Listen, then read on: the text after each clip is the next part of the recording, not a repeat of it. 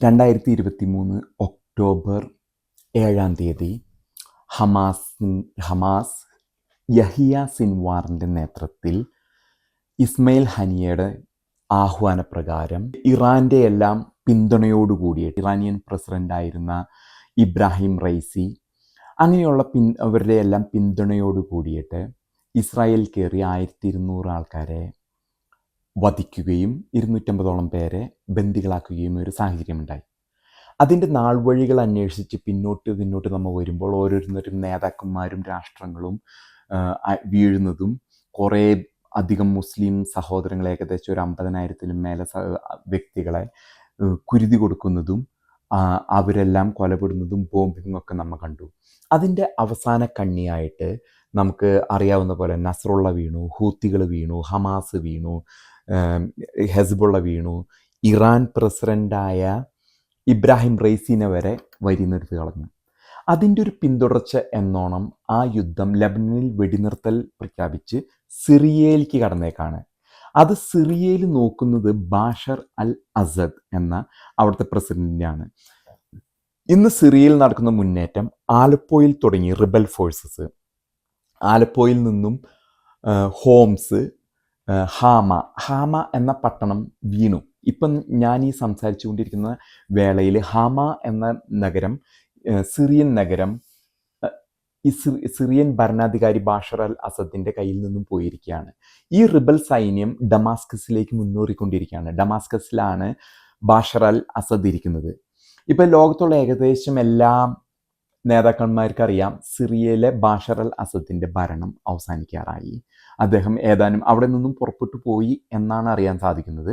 അതോടൊപ്പം തന്നെ അദ്ദേഹത്തിൻ്റെ പല ജനറൽമാരും കൊടുത്തിരിക്കുകയാണ് വിഘടിച്ചു പോകാനായിട്ട്, പട്ടാളത്തിൽ നിന്നും വിഘടിച്ചു പോയി സ്വന്തം കാര്യം നോക്കാനായിട്ട്.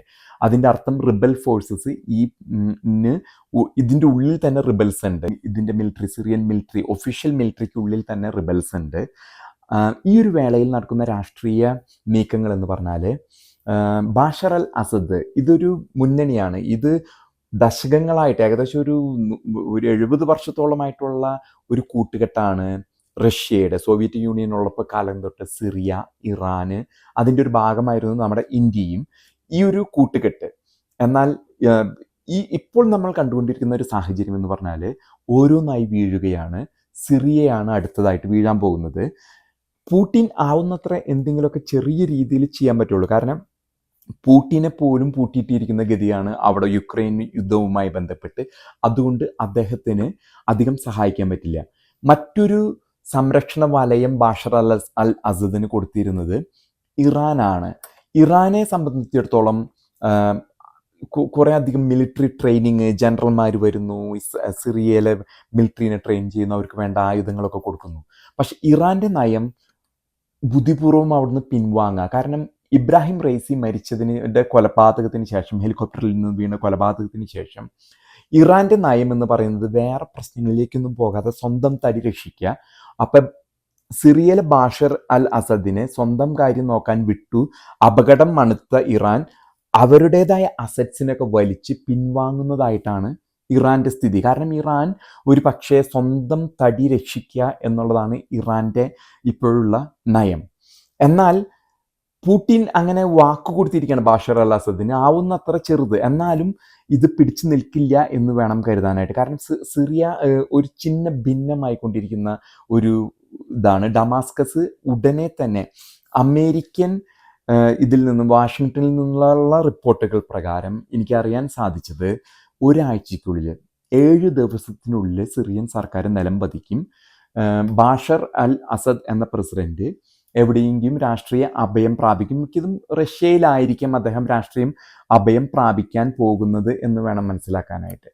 അങ്ങനെ അപ്പോൾ നമുക്ക് കണക്കാക്കേണ്ടത് ഒറ്റ ഒരു സംഭവത്തിൽ ഇസ്രായേൽ ചെയ്ത ഒരു പണിയിൽ ആ ഒരു പ്രദേശത്തിനെ അലക്കിയെടുത്തിരിക്കുന്നു, ശുദ്ധി വരുത്തിയിരിക്കുന്നു. മൊത്തം മിഡിൽ ഈസ്റ്റ് ഇത്ര നാളും വെല്ലുവിളി നടത്തിയിരുന്ന ഇറാനായിരുന്നു ഇതിൻ്റെ പിന്നിലെല്ലാം പ്രവർത്തിച്ചിരുന്ന ഏകശക്തി. ഇവർക്കെല്ലാം ശക്തി നൽകിയിരുന്നത്. എന്നാൽ എല്ലാം തീർത്തിരിക്കുന്നു. ബാഷർ അൽ അസദ് പോകുന്നതോടുകൂടി ആ പ്രദേശം എന്ത് രീതിയിലുള്ള രാഷ്ട്രീയ മുന്നേറ്റമായിരിക്കും നടത്തുക.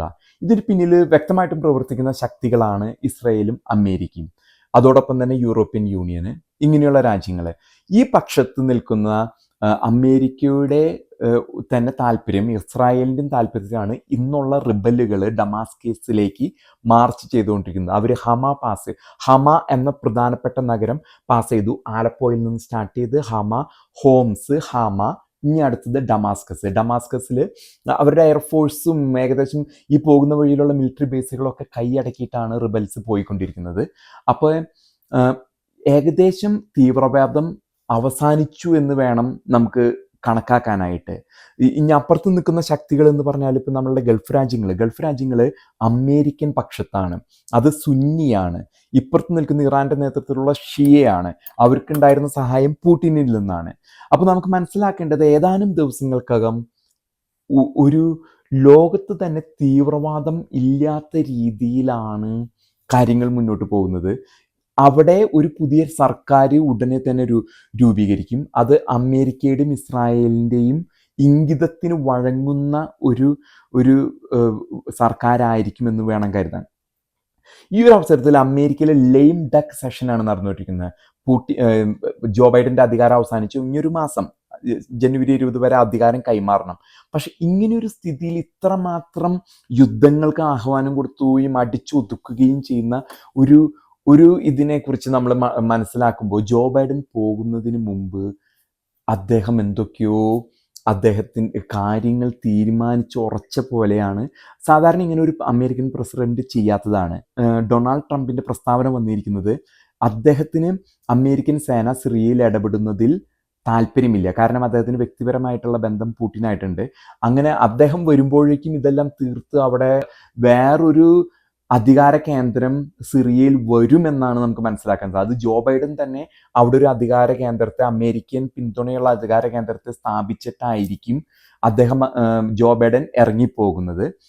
ട്രംപ് വരുമ്പോഴേക്കും പിന്നെ അങ്ങോട്ട് മുന്നോട്ട് അദ്ദേഹത്തിന് യുദ്ധം ചെയ്യേണ്ടി വരില്ല. കാരണം സിറിയ, ലെബനൻ, ഇറാൻ, ഇറാഖ് പോലെയുള്ള രാജ്യങ്ങളൊക്കെ തന്നെ അമേരിക്കയുടെ ചൊൽപ്പടിയിൽ അല്ലെങ്കിൽ അമേരിക്കയുടെ വ്യക്തികൾ ഭരണത്തിലേക്ക് കയറുന്ന ഒരു സാഹചര്യമാണ് ഇപ്പോൾ ലോകത്ത് നിലനിൽക്കുന്നത്.